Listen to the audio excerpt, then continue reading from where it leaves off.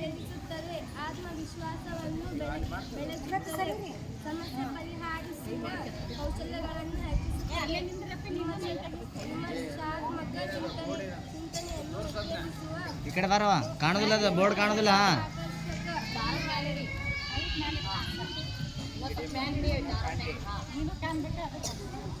Shake ಆಗ್ಬಾರ್ದದ.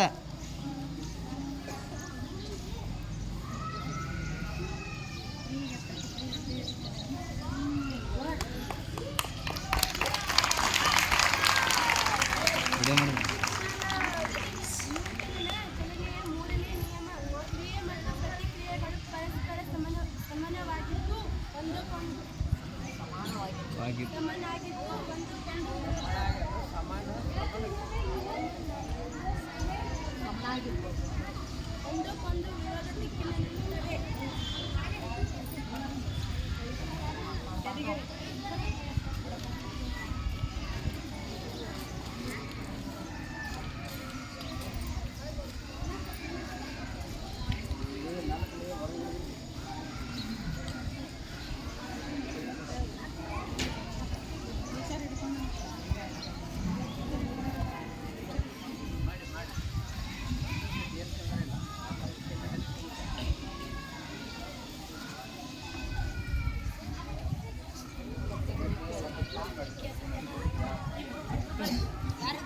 ಈಗ ಮಾಡಿದ್ದು Newton ಚಲನೆಯ ಮೂರನೆಯ ನಿಯಮ. For every action there is an equal and opposite reaction. ಕ್ರಿಯೆಗೆ ತಕ್ಕ ಪ್ರತಿಕ್ರಿಯೆ ಇರ್ತೈತೆ ಅಂತ. ಆ ಗಾಳಿನಲ್ಲಿ ತುಂಬಿದ್ದ ಬಲೂನ್ ತುಂಬಿದ್ದು ಅದು ರಿಲೀಸ್ ಮಾಡಿದ ತಕ್ಷಣ ಗಾಳಿ ವಾಪಸ್ ಎಷ್ಟು ಹಿಂದೂಕೊಳ್ತು ಅಷ್ಟೇ ಪ್ರಮಾಣದಲ್ಲಿ ಬಲೂನ್ ಮುಂದಕ್ಕೆ ಹೋಯಿತು. ಇದು 9ನೇ ತರಗತಿನಲ್ಲಿದೆ.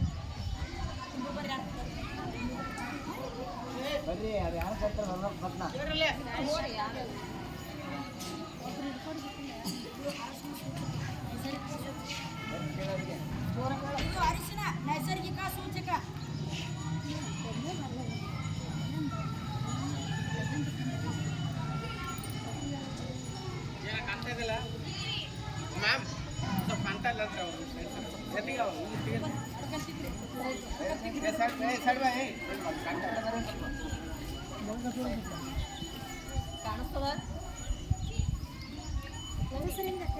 ಕೈ ತೋರಿಸ್ರೆ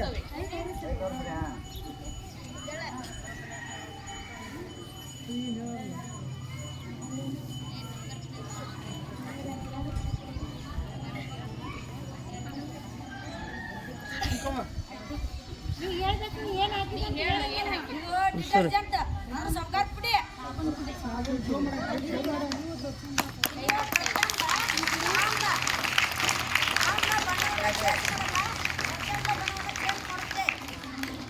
ನಾವು ಸೇವಿಸುವ ಆಹಾರ ಪದಾರ್ಥಗಳಲ್ಲಿ ಆಮ್ಲೀಯ ಮತ್ತು ಪ್ರತ್ಯಾಮ್ಲೀಯ ಇದೆ. ನಾವೇನು ಆಹಾರವನ್ನು ಸೇವಿಸ್ತೀವಿ ಅದರಲ್ಲಿ ಆಮ್ಲೀಯ ವಸ್ತುಗಳಿರ್ತವೆ, ಪ್ರತ್ಯಾಮ್ಲೀಯ ವಸ್ತುಗಳಿರ್ತವೆ.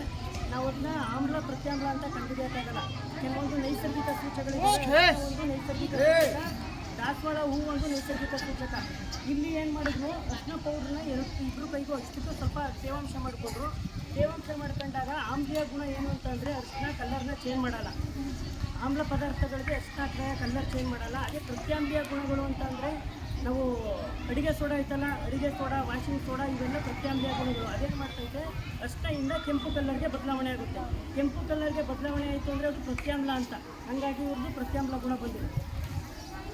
ಇದನ್ನ ಇನ್ನೆಲ್ಲಿ ಬಳಸ್ತಾರೆ ಅಂದರೆ ಮೂಢನಂಬಿಕೆಗಳೆಲ್ಲ ಮಾಡಬೇಕಾದ್ರೆ ಮಂತ್ರವಾದಿಗಳು ನಿಂಬೆಹಣ್ಣಿಂದ ರಕ್ತ ಬಂದ್ಬಿಡ್ತು ಅಂತ ಹೇಳ್ತಾರೆ. ಅದು ಹಿಂದ್ಗಡೆ ಇರೋ ರೀಸನ್ ಇದೆ, ಅದರಲ್ಲಿ ವೈಜ್ಞಾನಿಕವಾಗಿ ಇದೇನೇ ಯಾವ ರೀಸನ್ ಇಲ್ಲ.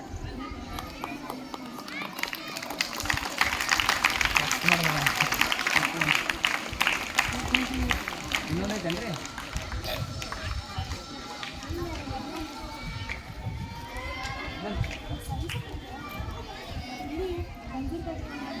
ನೀರು ನೋಡಿ, ನಿಂಬೆಹಣ್ಣು ಮುಳುಗೈತಿ.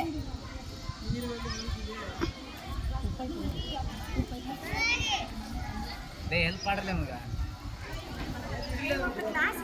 ಒಬ್ಬ ಗ್ಲಾಸ್ ಇಟ್ಕೋರಿ. ಗಟ್ಟೆ ಹಿಡ್ಕೋ. ಹಿಡ್ಕೊಂಡೆ ನಾನು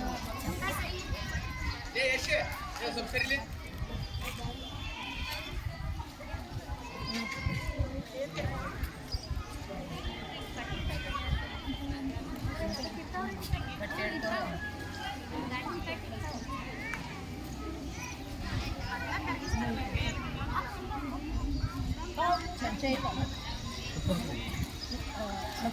ಕಡೆಗೆ ತಗೋ ಆ ಕಡೆಗೆ ಕಟ್ಟಿಗೆ ತೊಗೊಂಡು ಅಳಗ್ಯಾಡ್ಸೋ ಕಟ್ಟಿಗೆ ತೊಗೊಂಡು ಅಳಗ್ಯಾಡ್ಸಮ್ಮ ಸರತ್ತು ಹಾಂ ಗಟ್ಟೆ ಹಿಡಿಯೋ ನೀನು